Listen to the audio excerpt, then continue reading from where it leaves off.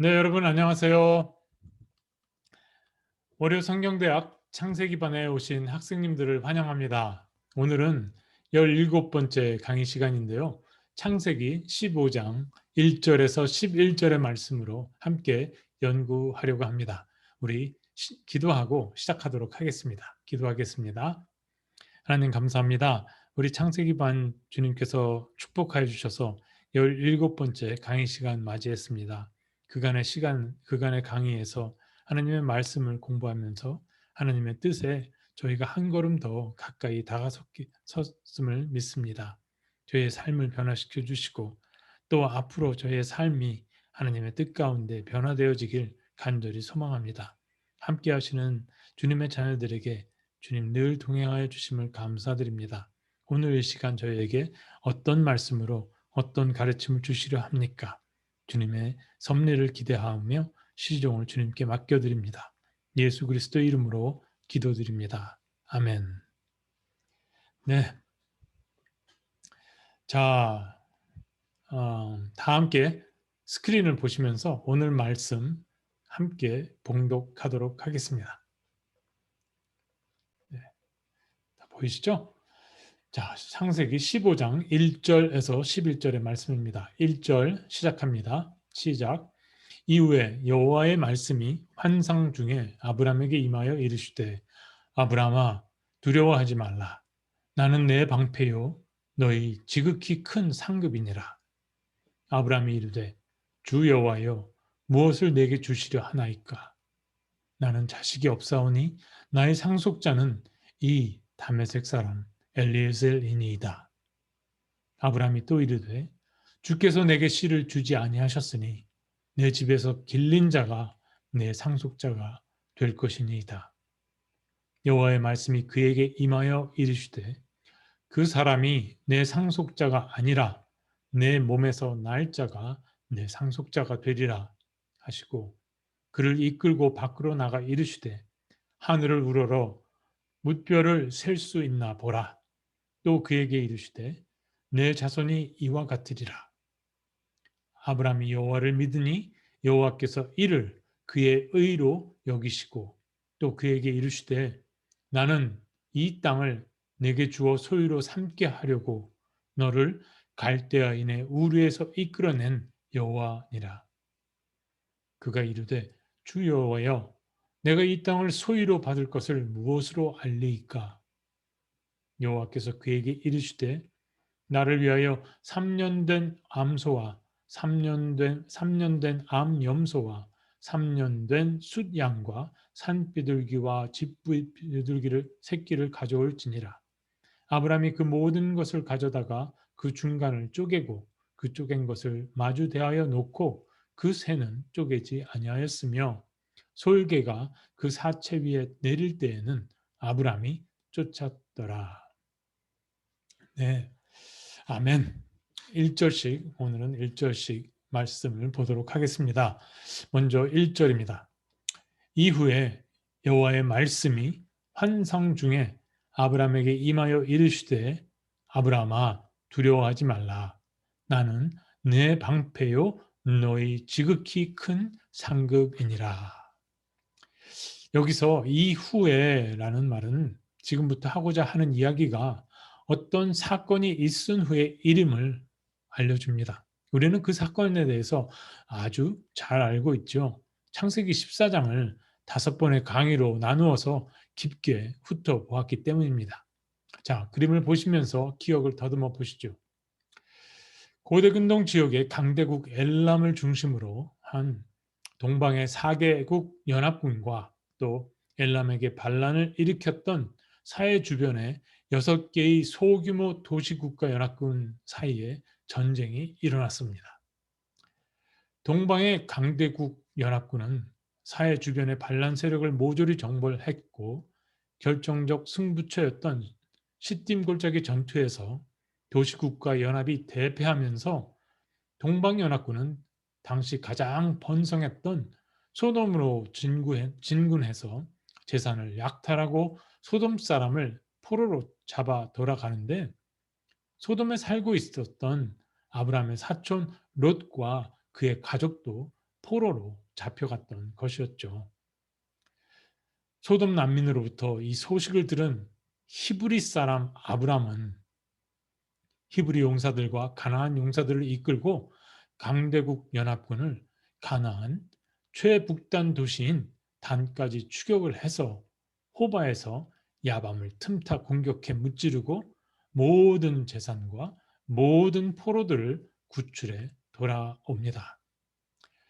승리를 하고 돌아오는 아브람을 소돔 왕과 가나안 살렘의 왕이자 여호와 하나님을 섬기는 가나안 사람 제사장 멜기세덱이 영접하지요.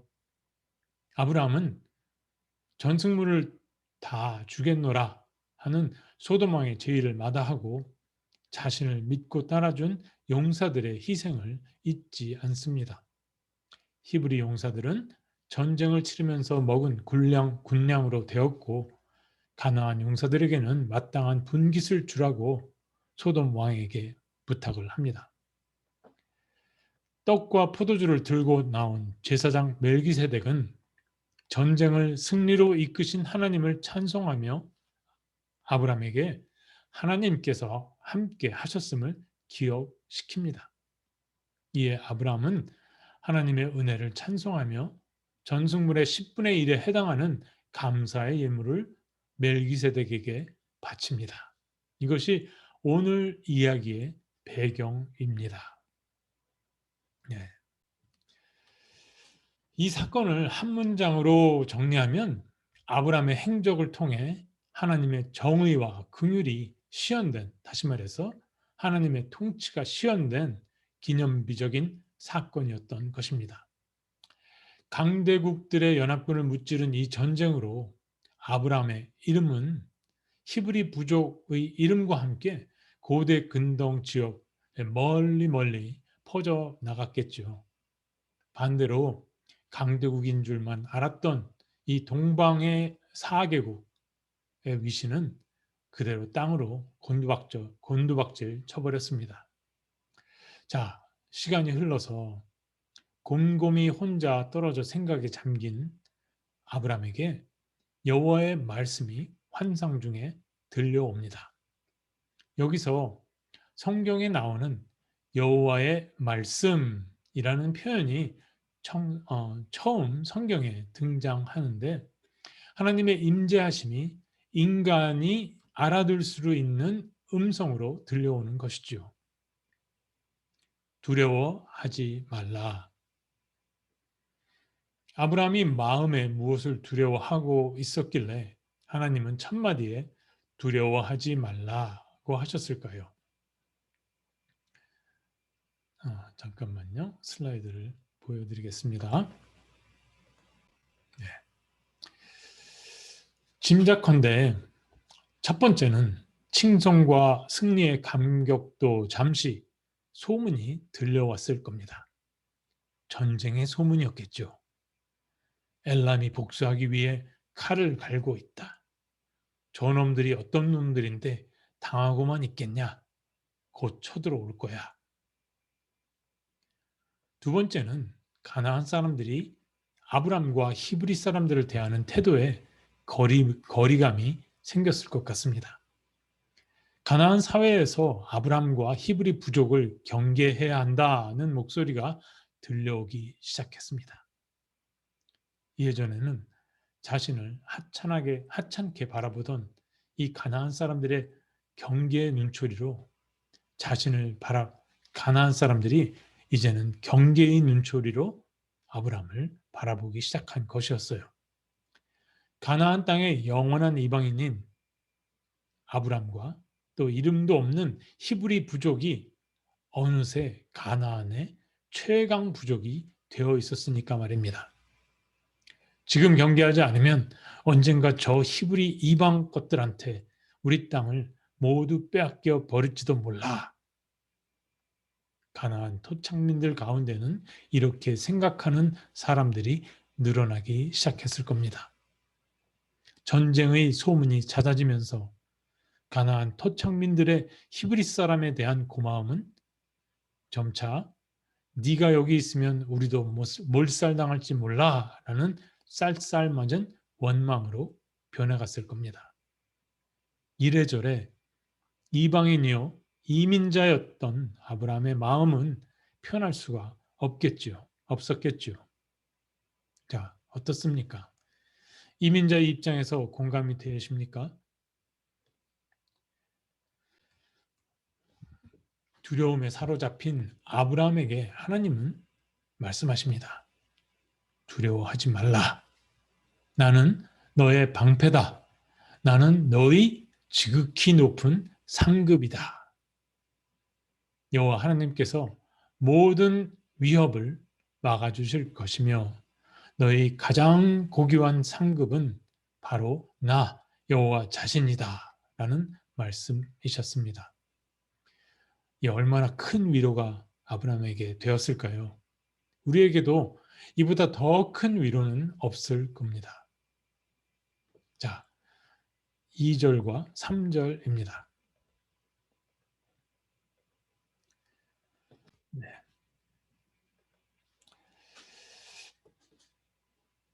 아브라함이 이르되 주 여호와여 무엇을 내게 주시려 하나이까? 나는 자식이 없사오니 나의 상속자는 이 다메섹 사람 엘리에셀이니이다. 아브라함이 또 이르되 주께서 내게 씨를 주지 아니하셨으니 내 집에서 길린 자가 내 상속자가 될 것이니이다. 자, 그런데 아브라함에게는 외부로부터 오는 두려움도 걱정이었지만은 자신과 하나님 사이에 서운한 그리고 낙심되는 일이 한 가지가 더 있었습니다. 그것은 자신의 미래에 대한 의심으로부터 오는 염려였습니다. 그것은 바로 대를 이을 후손에 관한 것이었죠. 외부로부터 밀려오는 두려움은 아브라함 자신의 미래에 대한 두려움을 더 크게 증폭시켰을 겁니다. 후손과 땅을 약속하신 하나님의 약속은 그냥 인간들 사이에 하는 그저 그런 약속처럼 느껴졌을지도 모르겠습니다. 의심이 일기 시작한 것이었어요. 어느 것 하나 구체적으로 눈에 보이는 것은 하나도 없으니 약속에 대한 믿음이 식어가고 믿음이 식어가니 소망도 시들어가고 소망은 낙심으로 변해가고 있었습니다. 그래서 아브라함은 하나님을 원망합니다. 하나님이 저희 상급이시라며 도대체 무엇을 주시렵니까? 자식을 주시겠다고 해놓고 주시지 않으니 자식이 없는데 다 무슨 소용이 있겠습니까? 그리고 아브라함은 의심의 연기가 모락모락 피어날 때부터 조금씩 구상해 온 자신의 자구책을 말씀드립니다. 자신의 충직한 집사장을 후계자로 지목했다고요. 하나님 됐습니다. 내 후계자는 내가 정했습니다. 그는 내가 낳은 자가 아니에요. 내가 기른 자입니다. 그의 이름은 나의 하나님이 도우신다라는 뜻의 이름을 가진 엘리에셀이란 말입니다. 이 엘리에셀이란 이름 속에 아브라함의 하나님을 향한 원망과 낙심이 느껴지시나요?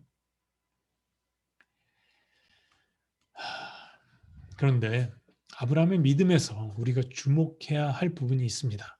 그것은 아브라함이 이 모든 것을 가감없이 하나님께 다 털어놓았다는 사실입니다. 어떻게 기도할 것인가? 그것과 연관지어 생각해 볼 부분인 것이지요. 우리는 살면서 하나님의 약속을 향해 두려움과 의심이 엄습하는 이 영혼의 어두운 밤, 영어로는 Dark Night of the Soul, 이 영혼의 어두운 밤을 누구든지 경험하게 됩니다. 그때 두려움과 의심을 하나님 앞에 스스럼 없이 모두 아뢰는 것이 중요하다는 것입니다. 어떤 두려움인지, 어떤 의심인지 하나님은 이미 아시고 우리 곁에 찾아와 계십니다. 영혼의 어둠 밤은 불신앙이 아닙니다. 의심도 신앙입니다. 속지 마셔야 합니다. 반대입니다. 신앙이 거듭나는 은혜의 시간이 됩니다.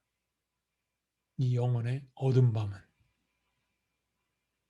마가복음 9장에는 귀신 들린 아이를 구하고자 하는 한 아버지의 절박한 기도가 나옵니다. 그 아버지는 예수님께 엎드려 이렇게 기도합니다. 주님, 내가 믿나이다. 나의 믿음 없음을 도와주소서. 불쌍히 여겨 주옵소서. 이런 기도가 우리에게는 꼭 필요한 것이죠.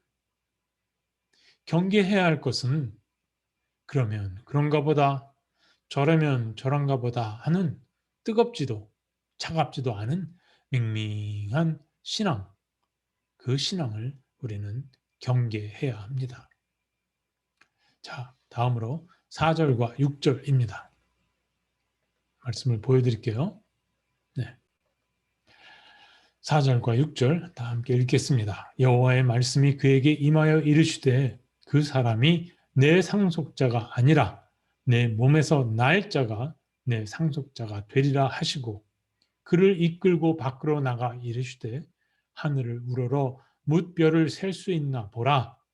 또 그에게 이르시되 내 자손이 이와 같으리라. 아브라함이 여호와를 믿으니 여호와께서 이를 그의 의로 여기시고.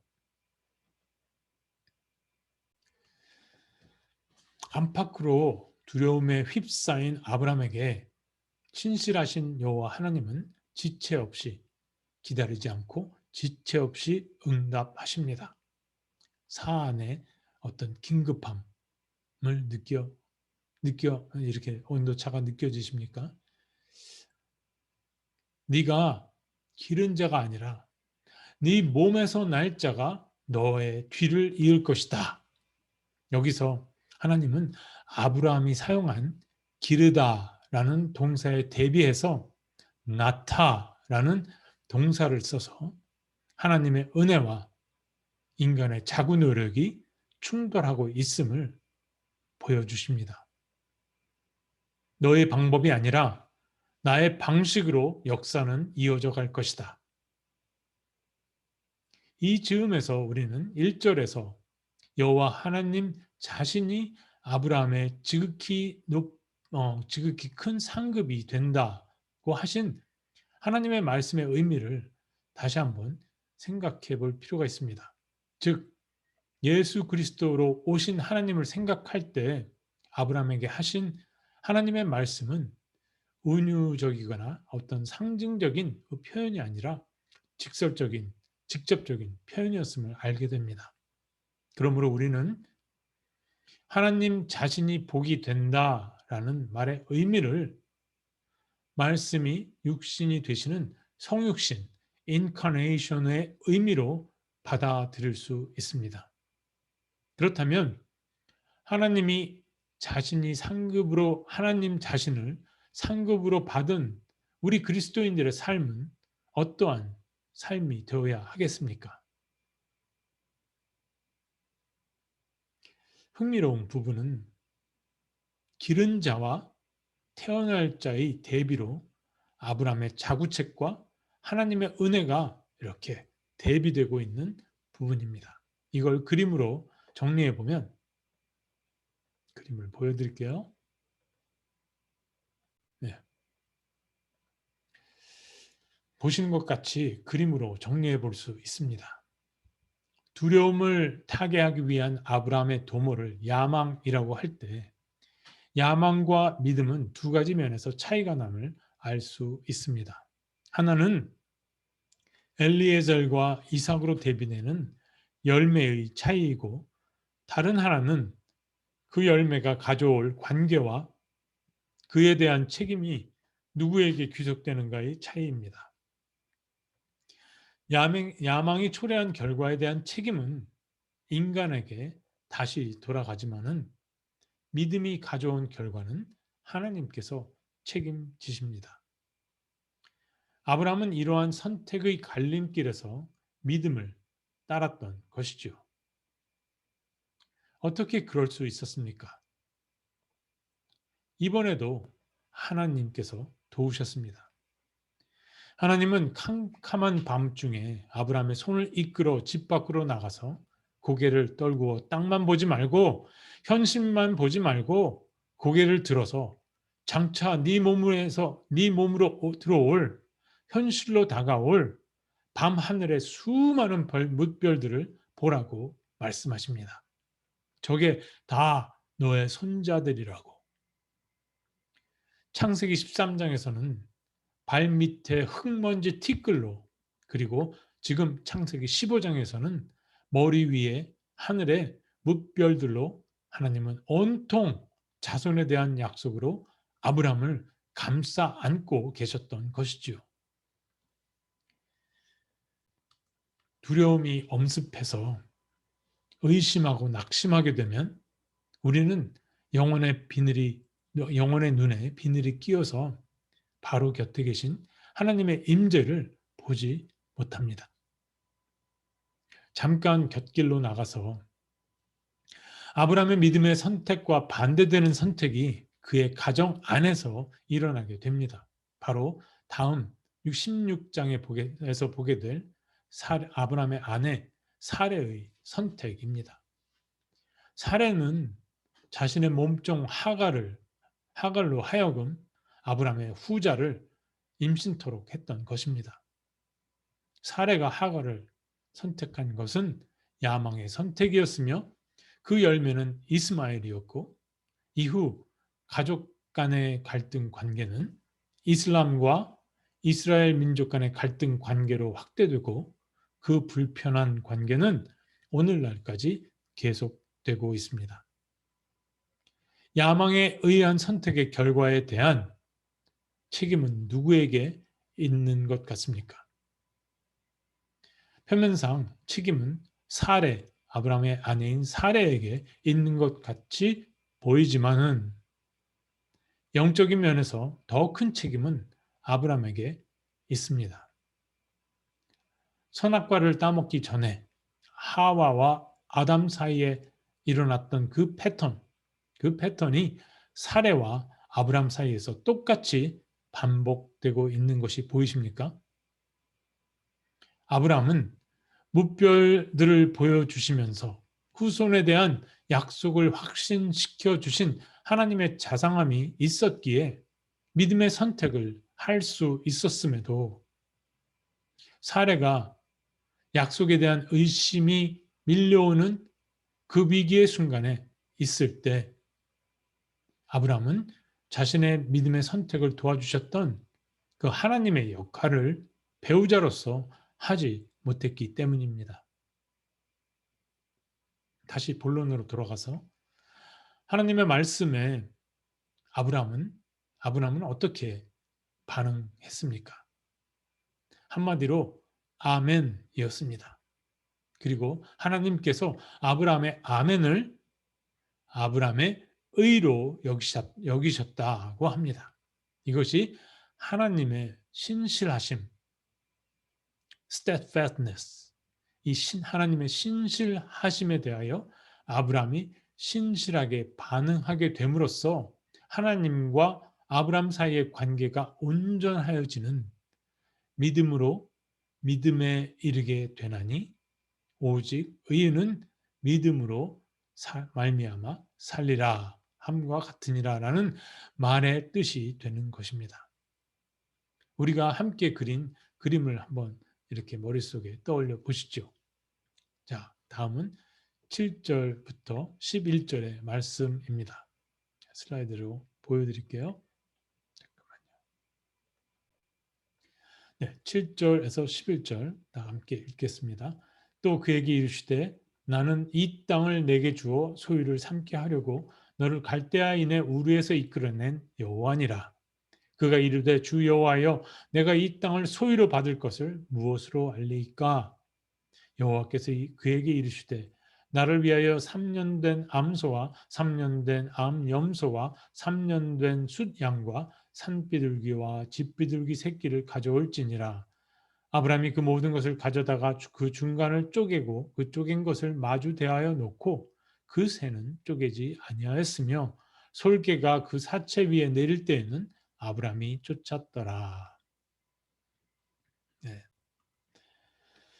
하나님은 이에 더해서 땅에 대한 언약을 거듭 확인시키시면서 하나님께 부름받은 아브라함의 신앙 여정이 하란이 아닌 아브라함이 태어나고 자란 갈대아 우르로부터 시작되었음을 말씀하십니다.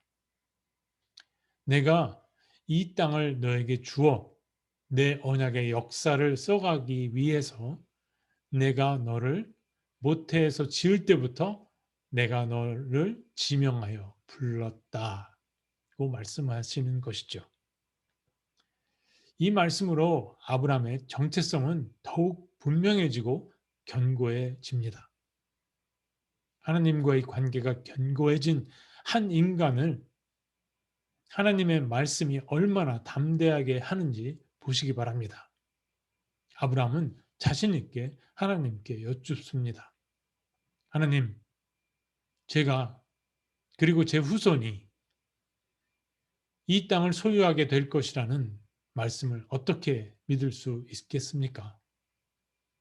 하나님, 믿음 없는 저에게 약속의 증거, 증표를 보여주실 수는 없는지요?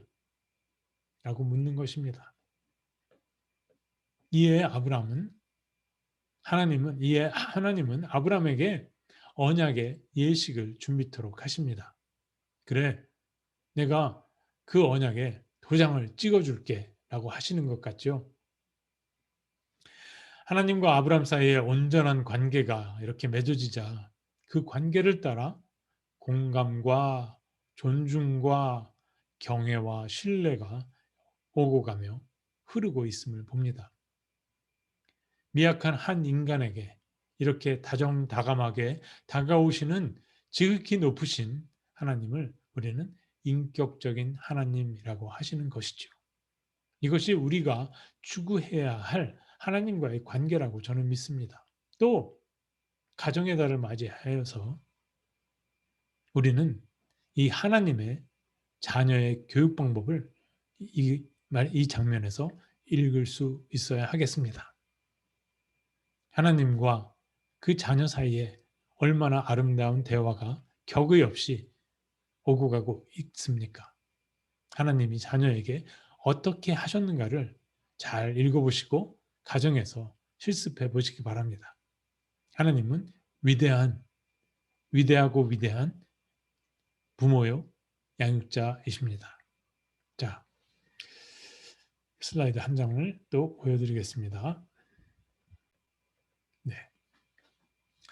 아브라함은 고대 근동 지역의 제사의 방식대로 일종의 언약 확증 예식을 준비합니다. 3년 된 암염소, 3년 된 숫양은 이렇게 둘로 쪼개어 마주보게 해놓고 산비둘기와 집비둘기 새끼는 가지런히 그대로 둡니다. 여기서 3년이라는 숫자는 성경에서 숫자 3이 완전수이므로 온전한 또 가장 좋은 의미로 해석하시면 될 것 같습니다.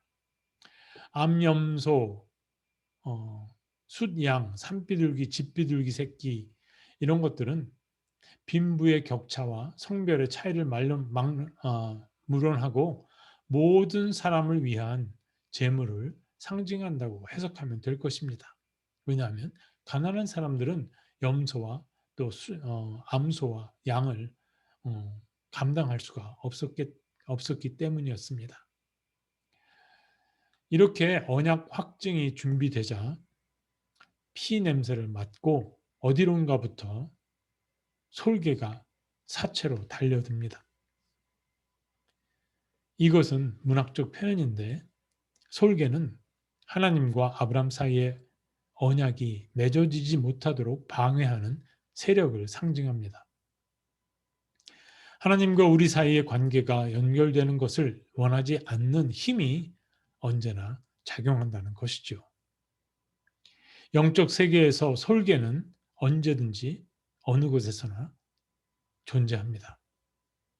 이 솔개를 누가 쫓았습니까? 아브라함이 쫓았습니다. 우리와 하나님 사이에서 이 영적 솔개를 누가 쫓아야 할까요?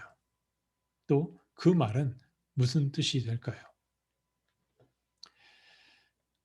여기까지가 오늘 본문의 주요 내용입니다. 하나님의 분부대로 아브라함은 언약 확증 예식을 준비했습니다. 아브라함이 이제 해야 할 일은 기다리는 것밖에 없습니다. 언약은 어떻게 확증되게 될까요? 이를 통해서 우리는 언약이란 무엇인가에 대해 더욱 확실히 알게 될 것 같습니다. 다음 시간에 언약이란 무엇인가에 대해서 공부하도록 하겠습니다.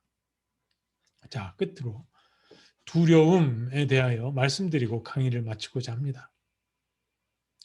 호바 전투의 승리 후에 아브라함을 엄습한 이 심리적 감정은 두려움이라는 세 글자였습니다. 잠깐만요. 네. 두려움을 영어로는 fear, false evidence appearing real. 즉, 진실처럼 보이는 가짜 증거라고 합니다. 두려움에 사로잡힐 때 사람은 여러 가지 모습으로 자신의 안위를 엄습하는 이 현실이 전부인 것처럼 착각하게 됩니다.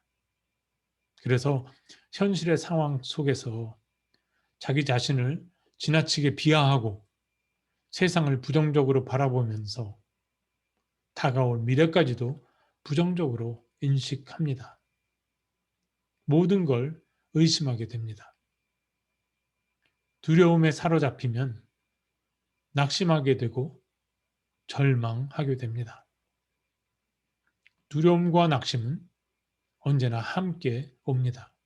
그 결과 자존감이 낮아지고 지나치게 자신을 비하하고 사방이 막혀 있는 듯 우울해지고 열등의식에 사로잡혀서 바깥 세상을 향하여 마음의 문을 닫아버리고 어딘가로 숨어버리고 싶어지는 충동을 느끼게 됩니다. 자연히 마음과 육체가 병이 들어가니 자연히 영성도 시들어갑니다. 그래서 이 사탄은 한 인간을 영원히 파멸시키기 위해서 바로 이 심리적인 자존감의 파괴에 가장 큰 공을 들입니다.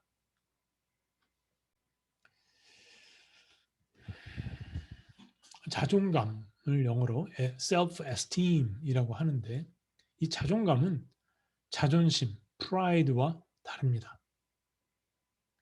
자존심, pride, 자존심이 높은 사람은 남보다 높아지려 하고 자신을 우월한 존재로 어떻게든 부각시키려고 합니다.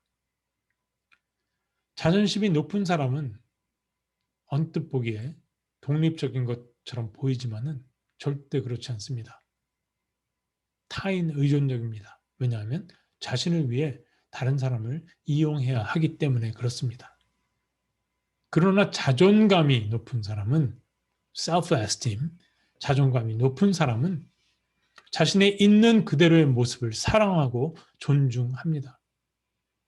자신의 자존감이 소중함을 알기 때문에 타인의 자존감에 상처를 주지 않으려고 배려하고 존중합니다. 타인과 자신을 비교하지 않으므로 우월해지거나 열등해질 필요가 전혀 없습니다. 하나님께서 자신에게 부여해 주신 이 몸뚱아리, 육체와 또 성품과 인격, 그것을 그 자체로 사랑하면서 하나님 안에서 날마다 풍성해져 갑니다. 그래서 사탄은 이 자존감을 어떻게든 무너뜨리려고 애를 씁니다. 가장 효과적인 방법이 두려움인 것이죠. 사탄은 속임수로 두려움을 느끼게 합니다. 그래서 사람으로 하여금 자신을 그 커다란 두려움이란 현실 앞에 자신을 비하하게 만듭니다. 초라하게 보이게 만듭니다. 그래서 이 자기 비하는 하나님 앞에 더 이렇게 가까이 나가기 위해 자신을 부정하는 자기 부정과는 전혀 다른 별개의 것입니다. 자기 비하와 자기 부정은 다른 것입니다. 자기 비하는 하나님의 은혜를 은혜되지 못하게 하는 불신앙과도 같습니다. 그래서 내가 속한 환경, 즉 어떤 공동체, 심지어 그것이 가정이나 신앙 공동체라 할지라도 또 내가 만나는 사람, 그것이 부모나 형제가 될지라도 나의 자존감에 반복해서 상처를 주거나 깎아내리려고 한다면 나는 그로부터 거리를 둘 필요가 있습니다. 자, 또 슬라이드 한 장을 보시죠.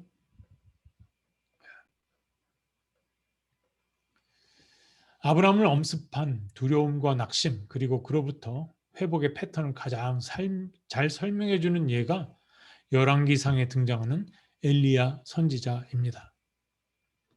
엘리야는 아합 왕이 다스리던 북이스라엘의 선지자였습니다.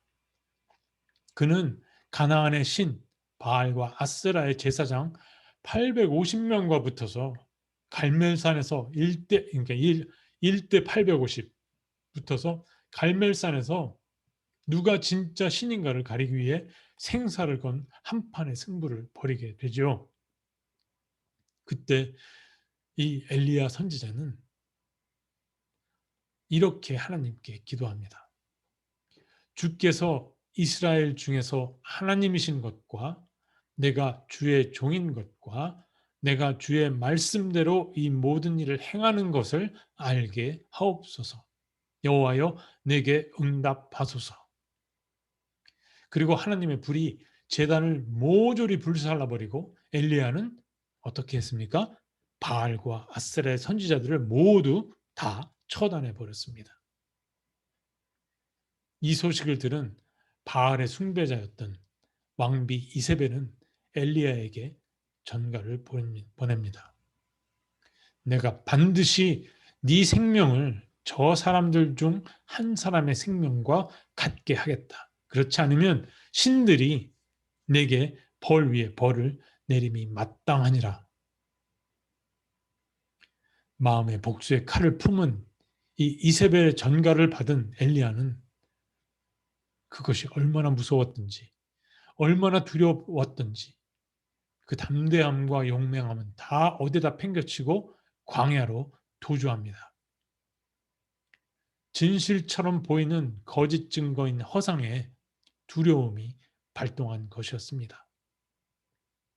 이 두려움이 발동하자 그는 눈이 멀어서 하나님을 보지 못했고 하나님께서 바알에게 무릎 꿇지 않고 바알에게 입 맞추지 않은 7천 명을 남겨두신 것을 보지 못했습니다. 로뎀 나무 밑에서 하나님께 죽여달라고 부탁을 합니다. 여호와여 여호와여 넉넉하오니 지금 내 생명을 거두시옵소서. 나는 내 조상들보다 낫지 못하니이다. 이세벨의 한마디에 자존감이 눌릴 대로 눌려서 현실을 비관하고 자신을 비하하여 스스로 목숨을 끊을 지경에까지 이르게 된 것이었습니다. 과거에 자신이 하나님과 말씀에 순종해서 어떤 일이 했는지, 하나님께서 자신을 통하여 어떤 일을 했는지 그는 까마득하게 잊고 있었습니다. 그리고 하나님께서 앞으로 무슨 일을 할 것인지에 대해서도 까맣게 잊고 있었습니다. 그저 현실, 진실처럼 보이는 거짓 증거에 속아서 두려워 떨고 있었던 것입니다. 얼마나 사탄의 속임수가 무서운지 우리는 알아야 합니다. 그러나 하나님은 가만히 계시지 않으셨습니다. 두려워하지 말라. 내가 너의 방패다 라며 아브라함에게 단호하게 말씀하셨죠. 이 말의 뜻은 거짓 증거에 현혹되지 말고 눈을 크게 떠서 진실을 바라보라. 내가 너를 지킨다. 지키고 있다. 지킬 것이다. 라는 명령이었습니다. 그리고 아브라함의 연약함을 헤아리셔서 약속을 거듭 확인시켜 주시고 아브라함의 요구에 맞추어 약속의 도장을 찍는 언약 확증식도 준비하게까지 하셨습니다. 엘리야에게도 똑같은 방식으로 하나님은 하셨습니다. 로뎀 나무 아래에서 진이 빠져서 죽기만을 기다리던 엘리야에게 천사를 보내시고 어루만져 주시고 음식도 먹여 주십니다. 예수님도 낭망한 베드로를 찾아오셔서 음식을 먹여 주셨는데 그 아버지의 그 아들이었던 것이죠. 하나님은 엘리야의 기력을 회복시켜 주신 후 하나님의 산 호렙으로 부르셔서 엘리야 말씀과 또 당신 자신을 바람과 폭풍과 천둥 가운데 계시하심으로써 엘리야의 믿음을 회복시켜 주십니다. 자, 이제 우리의 이야기를 한번 해보고자 합니다. 우리도 인생을 살면서 여러 가지 힘들고 어려운 일들을 만나게 됩니다. 그렇죠? 아브라함 같이 엘리야 선지자 같이 두려움에 갇혀 낙심할 때가 있었을 것이고 또 아마도 지금이 그럴 때일지도 모르겠습니다. 또 앞으로도 그런 일들은 있을 것입니다. 왜냐하면 사탄은 분명히 우리를 그냥 내버려 두지 않을 것이기 때문입니다. 두려움과 낙심의 메커니즘을 이제 제가 설명을 드렸는데요. 이 메커니즘을 이해하신다면 우리는 이제 두려움, 즉 사탄의 허상에 속지 말고 현실을 직시하면서 참된 진실을 바라볼 줄 알아야 합니다. 참된 진실은 무엇입니까? 그것은 하나님이 바로 내 곁에 계셔서 방패가 되어주시고 계시다는 것입니다. 그때 하나님은 결코 우리를 홀로 내버려 두지 않으시고 반드시 찾아오셔서 우리를 어루만져 주시고 우리의 마음을 다시 고쳐 회복시켜 주시고 생명을 살리는 그 사명을 감당할 담대한 믿음과 용기를 주십니다. 믿으십시오. 두려우십니까? 두려움과 낙심의 상황에서 아브라함이 솔개를 쫓아버린 것처럼 스스로 힘을 내어서 하나님께 소망을 두어야 합니다. 하나님께 소망을 둔다는 무슨 뜻입니까? 둔다는 말은 무슨 뜻인가요? 하나님께 소망을 둔다라는 말은 하나님께 마음의 문을 활짝 열고 그분께 기도하는 것입니다. 우리는 첫 번째 하나님께서 행하셨던 일들을 내 인생에서 지금까지 행하셨던 일들을 기억해 내야 합니다. 의지를 사용해야 한다는 말씀입니다. 그러면 하나님의 긍휼하심에 대해 감사의 마음이 충만케 될 것입니다.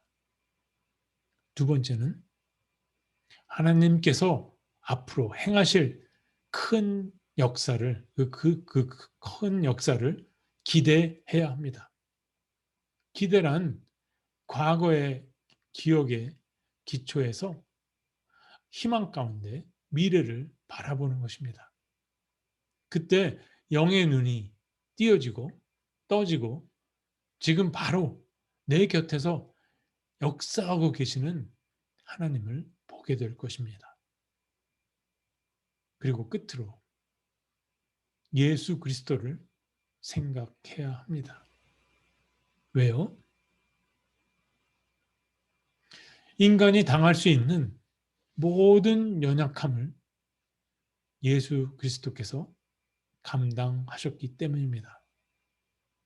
그 예수 그리스도께서 나의 연약함을 아시고 연약한 나를 포근히 감싸 안아 주실 것입니다.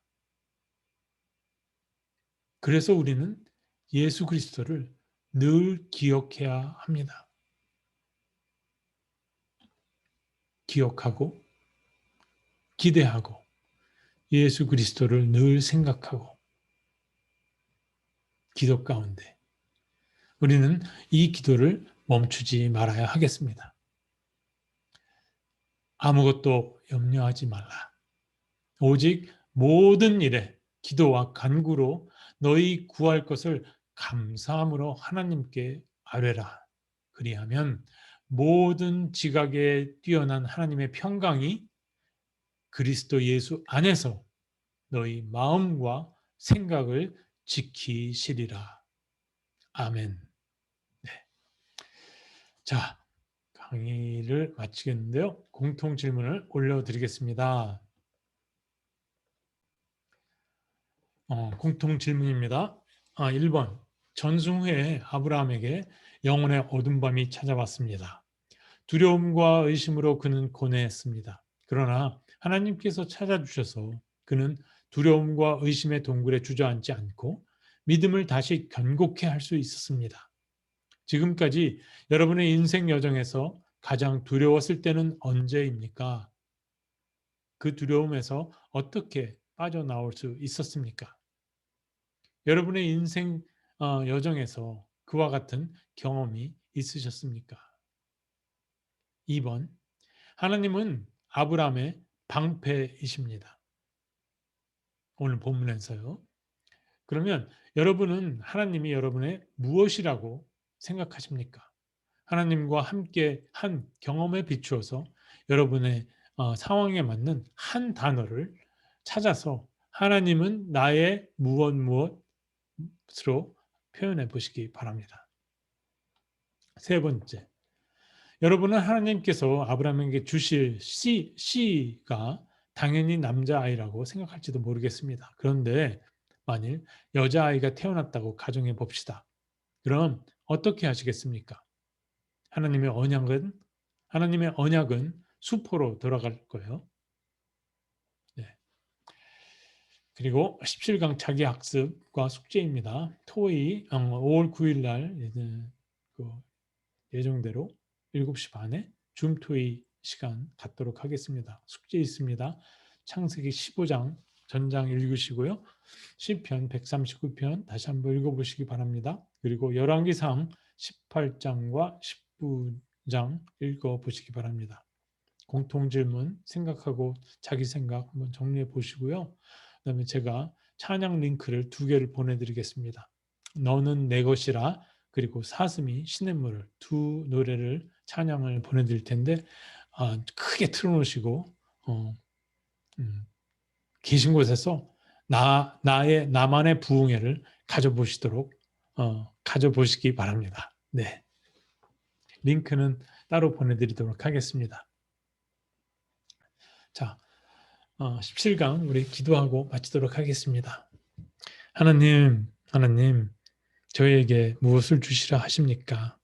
저의 믿음의 연약함을 아시고 저희를 불쌍히 여겨 주시옵소서. 저희가 비록 하나님께 증표를 구한다 할지라도 저희를 나무라지 마시고 주님은 긍휼하시오니 저희의 연약함을 주님께서 품어주시사 주님의 그 긍휼함 가운데 저희 믿음이 더욱더 성장할 수 있도록 저희의 손을 잡아 이끌어 인도하여 주시옵소서.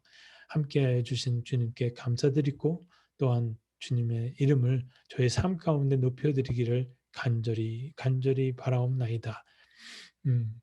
이 모든 말씀을 예수 그리스도의 이름으로 기도드립니다. 아멘. 네, 강의 마치도록 하겠습니다. 네, 안녕히 계세요. 바이.